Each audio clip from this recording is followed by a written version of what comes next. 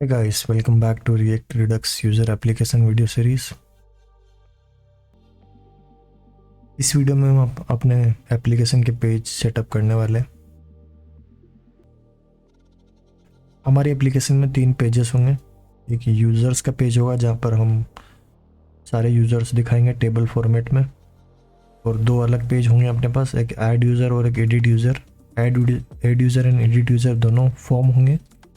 तो फॉर्म में add user में आप नया यूज़र को ऐड कर पाएंगे फॉर्म में, एंड एडिट यूज़र में आप किसी एग्जिस्टिंग यूज़र जो पहले से यूज़र मौजूद है उसको आप एडिट कर पाएंगे। तो इस वीडियो में हम तीनों जो पेजेस हैं उनकी फाइल्स को क्रिएट करने वाले हैं। तो जो ये तीनों फाइल्स होंगी ये जावास्क्रिप्ट की फाइल्स होंगी, तो इसीलिए इनके पीछे हम .js लगाएंगे। एंड हम रिएक्ट में जब भी कोई पेज क्रिएट करते हैं तो हम पेज को एक कंपोनेंट बोलते हैं। तो रिएक्ट में हम जो भी पेजेस होते हैं उनको हम कंपोनेंट्स बोलते हैं, एंड उनके अंदर भी जो छोटे छोटे पार्ट्स यूज़ करते हैं हम, जैसे कुछ इंपोर्ट करते हैं जो कॉमन चीज़ होती है, जैसे नेओबार एक कॉमन चीज़ हो गई जो हर पेज में यूज़ होती है। तो नेओबार एक को हम एक सेपरेट फाइल में सेव करते हैं एंड उसको फिर इंपोर्ट करते हैं बाकी पेजेस में। तो गाइज यहाँ आप देख सकते हैं कि फॉर एग्जांपल ये देखिए कि राइट साइड में अपना एक पेज हो गया, ठीक है। तो इसको हम एक कंपोनेंट बोलेंगे, ठीक है। तो ये नॉर्मली जावास्क्रिप्ट का एक फाइल होगा रिएक्ट में, एंड जो ये कंपोनेंट है, जो ये पेज है, ये भी छोटे छोटे जो टुकड़े हैं ये देखेंगे आप कि एक ये पार्ट हो गया इसका, एक कुछ सर्कुलर, तो यहाँ पर कुछ इमेज दिख रहा होगा सर्कुलर में, यहाँ पर कुछ आपको कंटेंट दिख रहा होगा, यहाँ पर भी कुछ कंटेंट दिख रहा होगा। तो जो बॉक्सेस दिख रहे हैं ये भी एक इंडिविजुअल कंपोनेंट बोल सकते हैं इनको। ये खुद अपने आप में भी कंपोनेंट है जो सेपरेट फाइल में सेव हो रखे होंगे, और यहाँ पर इस पेज में हम इनको इंपोर्ट कर रहे होंगे। इस वाले कंपोनेंट को हम इंपोर्ट कर रहे होंगे, इस वाले कंपोनेंट को इंपोर्ट कर रहे होंगे, इसको 2 बार यूज़ कर रहे हैं। ऐसे ही इस कंपोनेंट को भी इंपोर्ट कर रहे होंगे, कंपोनेंट नंबर 1 को यहाँ पर, और 2 बार यूज़ कर रहे हैं। और आप ये 4th नंबर का भी एक कंपोनेंट रहा होगा सेपरेट फाइल में, इसको भी हम अपने पेज में इंपोर्ट कर रहे हैं, एंड यहाँ पर इसको 3 बार ऐसे डिस्प्ले करना है। तो रिएक्ट में सब चीज़ कंपोनेंट होता है। कंपोनेंट आप ऐसे बोलेंगे कि ये पेज भी कंपोनेंट पेज भी होते हैं और छोटे छोटे टुकड़े भी होते हैं। तो छोटे छोटे उनके अंदर जो टुकड़े यूज़ हो रहे होते हैं उनको भी हम कंपोनेंट ही बोलते हैं, ठीक है। तो जो भी ऐसे कॉमन चीज़ें होती है, कॉमन पार्ट होता है कोड का जो हर पेज में यूज़ हो रहा होता है, तो हम क्या करते हैं, कोई भी ऐसा पार्ट जो हर पेज में यूज़ हो रहा है उसको हम एक सेपरेट फाइल में सेव कर देते हैं, ठीक है। और जहाँ भी जिस भी पेज में हमको उसकी ज़रूरत पड़ती है हम उसको वहाँ पर इंपोर्ट करते हैं। तो जैसा कि मैंने बताया पहले कि नेओबार एक कॉमन पार्ट हो गया जो हर पेज में यूज़ होता है। नेओबार जो अपने टॉप में मेनू ऑप्शंस होते हैं जिसमें, तो उसका कोड बार बार जो लिखने के बजाय उसको हम एक सेपरेट फाइल में सेव कर देते हैं उसके कोड को, नेओबार का जो HTML CSS का कोड होता है, ताकि उसको हर पेज में उसका पूरा HTML CSS का कोड ना लिखना पड़े। उसको एक सेपरेट फाइल में सेव कर देते हैं, और जिस भी पेज में अपने को नेओबार चाहिए उसमें सिंपली उस फाइल को हम इंपोर्ट कर देते हैं और यूज़ करते हैं, ठीक है। तो नेक्स्ट टाइम में मैं जब भी कंपोनेंट की बात करूँगा तो आप समझिएगा कि कंपोनेंट का मतलब है कि यहाँ पर हम बात कर रहे हैं जो HTML CSS को मिला के जो भी डिस्प्ले कराने का पीस होता है, ठीक है, तो हम उसकी बात कर रहे हैं।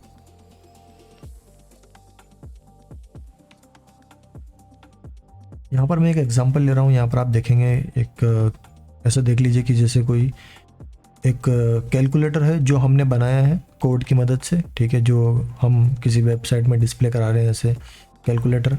आप देखेंगे कि सेम कैलकुलेटर अपने को अपने लैपटॉप में भी मिलता है। जब कैलकुलेटर टाइप करेंगे तो कैलकुलेटर टाइप किया, अगर आप कैलकुलेटर टाइप करेंगे तो आपको ऐसा इस टाइप का कैलकुलेटर दिखेगा, ठीक है।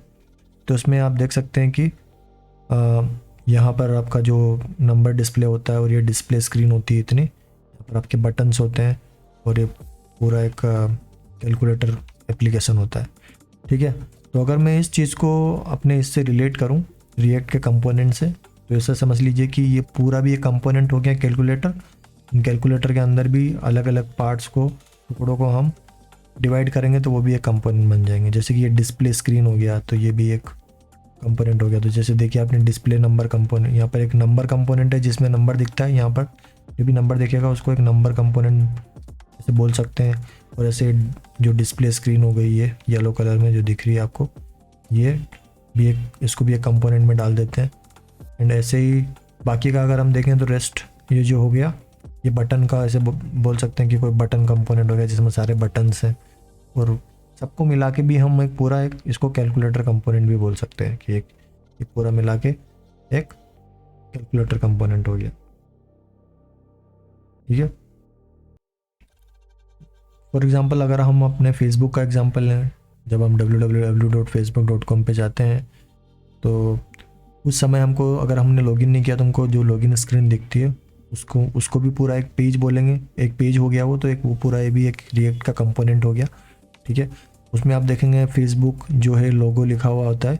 ये लोगो हम लॉगिन स्क्रीन में भी यूज़ करते हैं, और जब हम लॉगिन करते हैं अपने यूज़र नेम पासवर्ड डाल के तो वहाँ पर भी हमको फेसबुक लिखा हुआ दिखता है। तो ये ऐसा चीज़ हो गया जो बार बार यूज़ हो रहा है, तो इसको भी हम सेपरेट फाइल में सेव करके इसको एक कंपोनेंट में बना देते हैं। ऐसे ये यूज़र नेम पासवर्ड दो सबका मिला के एंड लॉगिन बटन का मिला के एक कंपोनेंट बना दिया हमने, यूज़र नेम पासवर्ड का कंपोनेंट। ऐसे यहाँ पर आप देखेंगे ये फॉर्म है जहाँ पर हम नया अकाउंट क्रिएट करने का इनपुट अवेलेबल होते हैं। तो ये हम इसको एक साइन अप कंपोनेंट बोल देंगे। और वैसे यहाँ पर एक इमेज कंपोनेंट है। ठीक है। तो ये ओवरऑल जो अपना ये लॉगिन का जो पेज है, तो इसमें आप देखेंगे कितने टोटल कंपोनेंट, अगर हमने यहाँ पर जो एग्जांपल दिया उसमें कितने टोटल कंपोनेंट यूज़ हो रहे हैं, 1 2 3 4। तो ये 4 कंपोनेंट यूज़ हो रहे हैं। तो यहाँ पर ये जो 4 कंपोनेंट है ये 4 कंपोनेंट अलग फाइल्स में रहे होंगे। तो एक लोगो का जो कंपोनेंट है, इमेज आइकन का कंपोनेंट, ये अलग से कंपोनेंट रहा होगा। ये यूज़र नेम पासवर्ड का अलग से कंपोनेंट रहा होगा, इमेज का अलग से कंपोनेंट रहा होगा, और साइन अप फॉर्म का अलग से रहा होगा। फिर फाइनली जो ये पेज जो कंपोनेंट है, पेज भी अपना एक कंपोनेंट होगा। पेज में हम इन सारे जो 4 जो कंपोनेंट हैं इनको हम इंपोर्ट कर रहे होंगे, इन फाइल्स को इंपोर्ट कर रहे होंगे, और फाइनली इसको यहाँ पर इस पेज में जब यूज़ कर रहे होंगे तो इनका कोड ऑटोमेटिकली यहाँ पर आ जाएगा और अपने को शो हो जाएगा। तो चलिए अब बात करते हैं कि हम इन कंपोनेंट्स को क्रिएट कैसे करते हैं, इनको बनाने का क्या तरीका है। तो वेब डेवलपमेंट वीडियो सीरीज़ में आपने देखा होगा कि कोई भी जो HTML की फाइल होती है index.html, उसमें सिंपली आपको पता होता है कि बॉडी जो टैग होता है, बॉडी HTML का एलिमेंट होता है, उसके अंदर आप अपना सारा जो भी डिस्प्ले कराना होता है आपको, H1 एलिमेंट हो गए, div एलिमेंट हो गए, तो आप सारा जो भी आपको डिस्प्ले कराना है उसके अंदर लिखते हैं। और फाइनली आप क्या करते हैं, उसको जब सेव करते हैं फाइल को और ओपन करते हैं ब्राउज़र में, तो वो सारा जो भी आपने बॉडी एलिमेंट के अंदर लिखा होता है तो वो सारा आपको शो होता है। ठीक है। तो वो index.html में हम उस तरीके से शो कराते हैं। एंड जो रिएक्ट में जो शो कराते हैं, इसमें रिएक्ट में हम जावास्क्रिप्ट की मदद से शो कराते हैं। तो जो भी अपने अल्टीमेटली जो अपने को हम शो कराएंगे ब्राउज़र में, ठीक है, वो HTML CSS का कोड ही होगा। तो ये कंपोनेंट के अंदर जो भी ये हर एक कंपोनेंट रहेगा, अल्टीमेटली इसमें HTML CSS का प्रोग्राम ही रहेगा। तो जैसे कि यहाँ पर ये ईमेल पासवर्ड का हो गया, तो ईमेल पासवर्ड का ये इनपुट हो गया, ये बटन हो गया, तो ये HTML CSS का प्रोग्राम ही रहेगा। लेकिन कंपोनेंट में क्या रहेगा कि हम इन चीज़ों को एक फंक्शन से रिटर्न कराएंगे। ठीक है। तो फंक्शन यहाँ पर कंपोनेंट बनाने का क्या तरीका होता है रिएक्ट में, फंक्शनल कंपोनेंट। ठीक है। तो हम कंपोनेंट को फंक्शंस के तरीके से बनाते हैं। हम एक फंक्शन बनाते हैं और उस फंक्शन से हम HTML CSS को रिटर्न करते हैं रिएक्ट में। ठीक है। एंड उस पूरे फंक्शन को हम क्या बोलते हैं, जिस भी फंक्शन से अपने को ये HTML CSS का जो भी हम डिस्प्ले करा रहे हैं वो रिटर्न हो रहा है, तो उस पूरे फंक्शन को हम बोलते हैं फंक्शनल कंपोनेंट। ठीक है। उसको पूरे को कंपोनेंट बोल देंगे, और क्योंकि वो फंक्शन से रिटर्न हो रहा है सब कुछ, इसीलिए वो हो गया फंक्शनल कंपोनेंट।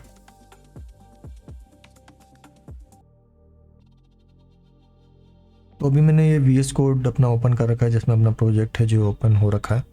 इसमें मैं आपको दिखाऊंगा कि जो app.js है, इस पर मैं क्लिक करता हूँ तो यहाँ पर आप ये जो देख रहे हैं, आप देख रहे हैं कि हम क्या कर रहे हैं, रिटर्न क्या कर रहे हैं, एक H1 का एलिमेंट कर रहे हैं। मतलब हम HTML का जो कोड है वो रिटर्न कर रहे हैं इस फंक्शन से। अपना ये फंक्शन है जावास्क्रिप्ट का, ऐप फंक्शन का नाम है, और उस फंक्शन से फाइनली हम क्या रिटर्न कर रहे हैं, H1 में हेलो रिटर्न कर रहे हैं। ठीक है, तो इस पूरे को क्या बोलेंगे हम, फंक्शनल कंपोनेंट बोलेंगे। इस ऐप को हम कंपोनेंट भी बोल देंगे।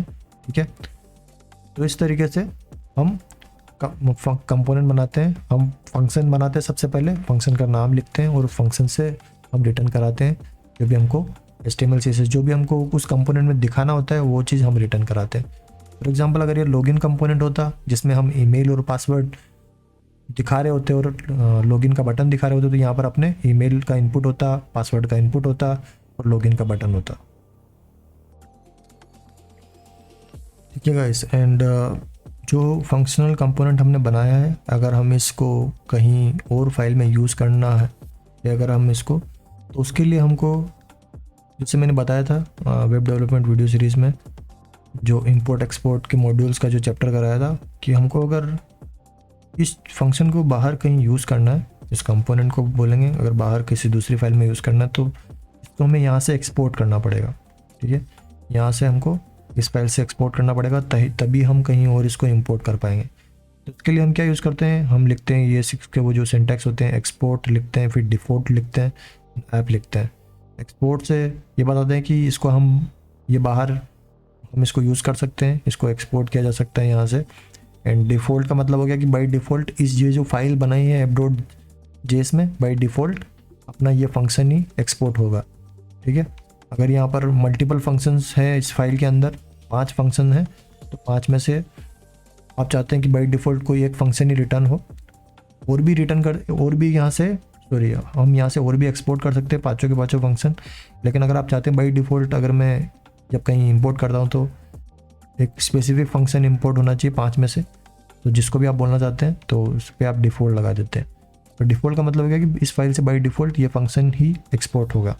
अगर आपको कोई और भी एक्सपोर्ट करने हैं फंक्शंस, तो आप उनके आगे एक्सपोर्ट लगा सकते हैं। फॉर एग्जांपल मैं यहाँ पर एक और फंक्शन होता अपना फंक्शन, ठीक है, एंड इसका नाम होता app2, ये दूसरा फंक्शन हो गया। ठीक है, ये कुछ रिटर्न करा रहे हैं हम, फॉर एग्जांपल 5 रिटर्न करा देते हैं अभी के लिए। ठीक है, तो इसके आगे भी हम एक्सपोर्ट लगा देते हैं। तो आप यहाँ पर भी लास्ट में लिख सकते हैं, और अगर आपको यहाँ पर भी आप लिख सकते हैं एक्सपोर्ट। तो इसका मतलब ये हो गया कि अगर हमने इस फंक्शन के आगे एक्सपोर्ट लगाया, दैट मीन्स कि इस app2 को भी हम बाहर दूसरी फाइल्स में यूज़ कर सकते हैं। लेकिन डिफ़ॉल्ट जो है वो एक ही फंक्शन पर रहेगा या एक ही चीज़ पे रहेगा ओवरऑल, मतलब या तो वो वेरिएबल हो जाएगा या फंक्शन हो जाएगा, लेकिन डिफ़ॉल्ट जो है वो एक ही चीज़ पे रहेगा। ठीक है, तो यहाँ पर आप देख सकते हैं आपकी app.js के अंदर 2 फंक्शन है, ऐप है और app2 है, लेकिन बाय डिफ़ॉल्ट हम किसको एक्सपोर्ट कर रहे हैं यहाँ से, ऐप को। तो कहीं और इंपोर्ट करेंगे तो बाय डिफ़ॉल्ट तो ये इंपोर्ट होगा, लेकिन अगर आपको इसको भी कहीं और इंपोर्ट करना है तो आपको एक्सप्लिसिटली बोलना पड़ेगा, मतलब अलग से बोलना पड़ेगा कि app2 को भी आप इंपोर्ट कर रहे हैं। ठीक है, इसको मैं भी मिटा देता हूँ।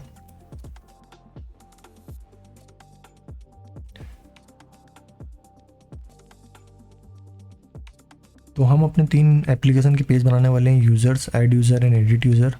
जैसे कि ये तीनों जावास्क्रिप्ट की फाइल रहेगी, .js लगेगा तीनों के पीछे। ठीक है, इन तीनों क्या हमने बोल रहे हैं कि रिएक्ट में हर एक पेज एक कंपोनेंट होता है, तो हम तीनों को एक्चुअली में क्या, इनका क्या बनेगा, कंपोनेंट बनेगा। ठीक है, तो कंपोनेंट बनाने का हमने तरीका बताया कि हम फंक्शन लिखेंगे और फंक्शन से रिटर्न कराएंगे, और इस तरीके से हम एक पेज को एक कंपोनेंट में कन्वर्ट कर देंगे। ठीक है, तो चलिए स्टार्ट करते हैं। और यहाँ पर जैसे कि मैं बता रहा हूँ कि ये जो 3 फाइल्स हम क्रिएट कर रहे हैं ये तीनों कंपोनेंट है। ठीक है, तो हम यहाँ पर एक एक्स्ट्रा फोल्डर क्रिएट करेंगे अपनी एप्लीकेशन में, उसका नाम होगा कंपोनेंट्स। एंड उस कंपोनेंट्स के अंदर क्या जाएगा, सारे जो भी रिएक्ट के कंपोनेंट हम क्रिएट करेंगे, रिएक्ट के जो भी वो फंक्शंस क्रिएट करेंगे जिससे HTML CSS रिटर्न होगा, चाहे वो पेज हो गया, चाहे वो कॉमन कंपोनेंट हो गया, जैसे कि न्यू बार जो सब जगह यूज़ होता है, तो सब चीज़ें कहाँ जाएगी, कंपोनेंट्स फोल्डर के अंदर जाएगी। ठीक है, तो इससे क्या ग्रुपिंग, हम ग्रुप कर रहे हैं, मतलब कि कॉमन जो चीज़ें होती है उसको एक साथ ग्रुप कर रहे हैं। ठीक है, जिससे कि पता रहे कि हाँ कौन सी चीज़ क्या है।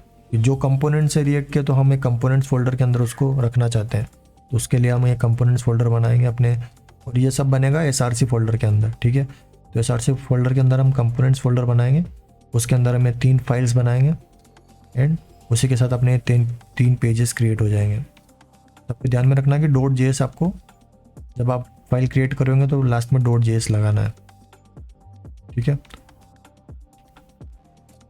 तो चलिए स्टेप 4 में चालू करते हैं। कंपोनेंट नाम का पहले हम कंपोनेंट फोल्डर बनाते हैं स्टेप 3 में। तो उसके लिए मैं SRC को सेलेक्ट करूँगा, ताकि इसको सेलेक्ट करेंगे क्योंकि हम इसके अंदर फोल्डर बनाने वाले हैं और अपने फोल्डर का नाम होगा कंपोनेंट्स। कंपोनेंट्स लिखा बोला है मैंने, कंपोनेंट नहीं बोला है मैंने, कंपोनेंट्स बोला है एंड कंपोनेंट नहीं बोला मैंने।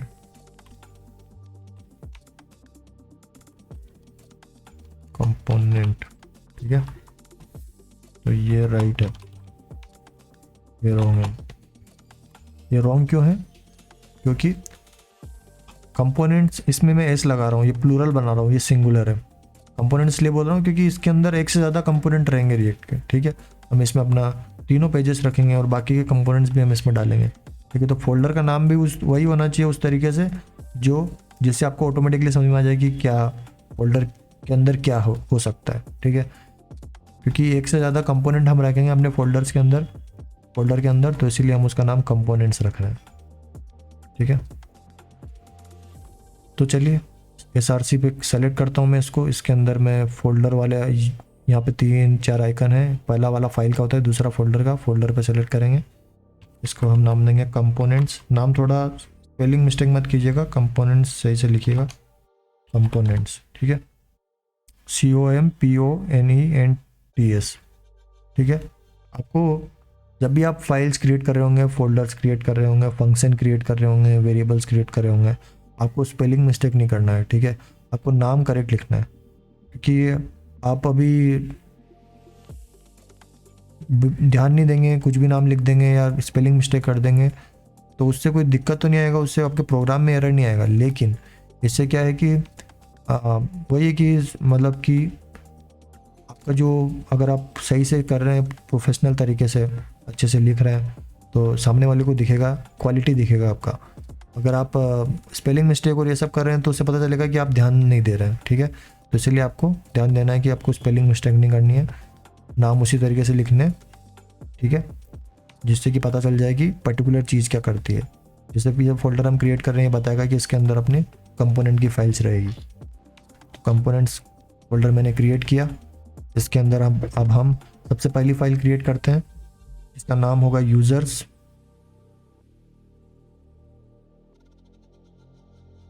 ठीक है। इसका नाम यूजर्स रखा, यूज़र नहीं रखा।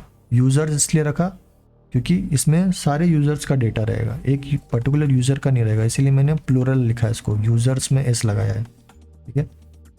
तो चलिए इसको क्रिएट करते हैं, इस फाइल को। इसको मैं कंपोनेंट को फोल्डर को सेलेक्ट करूंगा क्योंकि इसके अंदर हम फाइल क्रिएट करने वाले हैं, और अब फाइल आइकन को सेलेक्ट करूंगा क्योंकि हम कंपोनेंट्स फोल्डर के अंदर फाइल क्रिएट करेंगे जिसका नाम होगा यूजर्स। .js लिखेंगे एंड एंटर, ठीक है। तो इस तरीके से अपना ये फाइल क्रिएट हो गया है, लेकिन फाइल के अंदर का जो है कंटेंट users.js जो फाइल है अपनी, उसके अंदर अभी कुछ नहीं है। तो यहाँ पर जैसा कि हमने बताया कि हम एक फंक्शन को क्रिएट करेंगे, उसका नाम भी सेम यूजर्स रखेंगे, ठीक है। और उस फंक्शन से हम HTML CSS का कुछ कोड रिटर्न करेंगे जिससे कि ये users.js एक कंपोनेंट बन जाए, ठीक है।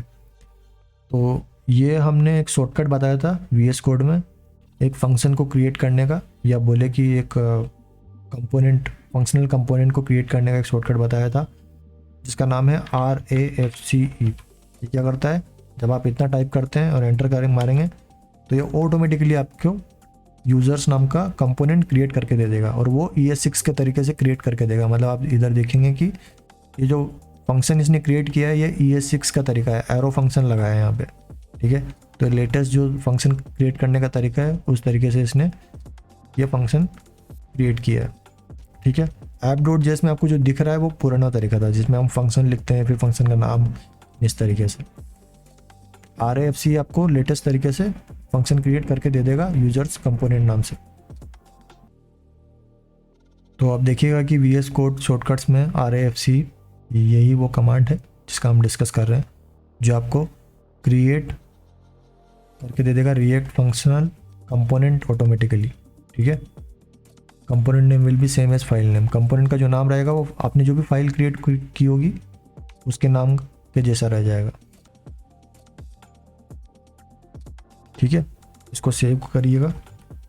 तो इस तरीके से अपना ये यूज़र्स नाम का इसको बोलेंगे पेज क्रिएट कर दिया हमने, जिससे सिंपली क्या रिटर्न हो रहा है, ये पेज क्या सिंपली क्या डिस्प्ले कराएगा, जो हमने रिटर्न में लिखा है सिंपली ये डिस्प्ले कराएगा अपने को। डिव कंपोनेंट में यूज़र्स इसका कंटेंट हो गया तो यूज़र्स अपने को डिस्प्ले दिखेगा पेज के अंदर। तो जब भी अगर हम इस पेज को बाद में डिस्प्ले कराएंगे, जब इसको यूज़ करके डिस्प्ले कराएंगे तो अपने को सिंपली यूज़र्स लिखा हुआ दिखेगा, ठीक है। लास्ट में एक्सपोर्ट डिफ़ॉल्ट यूज़र्स कर ही रखा है हमने, ठीक है। और जब आप RAFC करते हो तो यहाँ पर इम्पोर्ट रिएक्ट फ्रॉम रिएक्ट लिखा हुआ आता है, ठीक है। तो इस लाइन की हमको ज़रूरत पड़ती है। इसको एक्चुअली में आप देखेंगे कहीं यूज़ नहीं कर रहे हैं हम इस रिएक्ट को, जो हमने इम्पोर्ट किया इस रिएक्ट लाइब्रेरी से जो ऑलरेडी अपने रिएक्ट एप्लीकेशन में मौजूद है, तो इसको हम कहीं यूज़ नहीं कर रहे हैं। इम्पोर्ट रिएक्ट फ्रॉम रिएक्ट को आपको ऐसे दिख नहीं रहा है कि यूज़ नहीं कर रहे हैं, लेकिन एक्चुअली में वो इंटरनली यूज़ हो रहा है, यहाँ आपको दिखेगा नहीं, क्योंकि हम यहाँ पर क्या कर रहे हैं कि ये जावास्क्रिप्ट के फंक्शन है उससे हम HTML के कोड को रिटर्न कर रहे हैं। तो इन सब चीज़ों को जो करने में हमको ये इंपोर्ट करना पड़ता है, तब जाके ये सही से काम करता है पूरा एक्सपोर्ट डिफ़ॉल्ट फंक्शन से हम जब HTML का कोड रिटर्न करते हैं तो, ठीक है गाइस। तो ये अपना पहला पेज क्रिएट हो गया। सिमिलरली हम ऐसे ही बाकी के 2 पेज भी क्रिएट करेंगे, ठीक है। तो बाकी के जो 2 पेजेस हैं अपने उनका नाम है ऐड यूज़र हो गया एंड एडिट यूज़र हो गया। यहाँ पर हमने यूज़र नहीं है, यूज़र है, एंड एडिट यूज़र में भी यूज़र है, यहाँ पर एस नहीं है। क्यों? क्योंकि ये सिंगल यूज़र को ऐड करेगा, ऐड, इसीलिए हमने ऐड यूज़र लिखा। ऐड यूज़र आपको नाम से पता चल जाएगा कि ये पेज क्या करेगा, ये यूज़र को ऐड करेगा। तो इसीलिए आप अपने कंपोनेंट का नाम इस तरीके से रखना होता है हमको, जिससे कि हमको नाम से पता चल जाता है कि वो पेज है वो किस लिए है, वो पेज क्या करता है, ठीक है। तो ऐड यूज़र पे से पता चल जाएगा कि उस पेज में यूज़र को ऐड करते हों। एडिट यूज़र नाम से पता चल जाएगा कि उस पेज में यूज़र को एडिट कर सकते हैं, ठीक है। तो चलिए इन दोनों पेजेस को हम क्रिएट करते हैं। तो ये दोनों पेजेस भी हम कंपोनेंट के अंदर ही क्रिएट करेंगे, कंपोनेंट्स फोल्डर के अंदर। तो सिंपली आप कंपोनेंट्स फोल्डर को सिलेक्ट कीजिए एंड फाइल आइकन पर को सिलेक्ट कीजिए and add user and .js लगाना मत भूलिएगा, .js, ठीक है।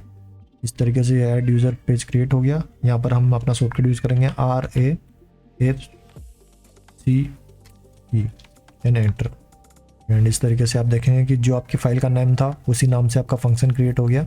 उससे भी हम एक div एलिमेंट में ऐड यूज़र ही रिटर्न कर रहे हैं और इस फंक्शन को हम एक्सपोर्ट डिफ़ॉल्ट कर रहे हैं लास्ट में,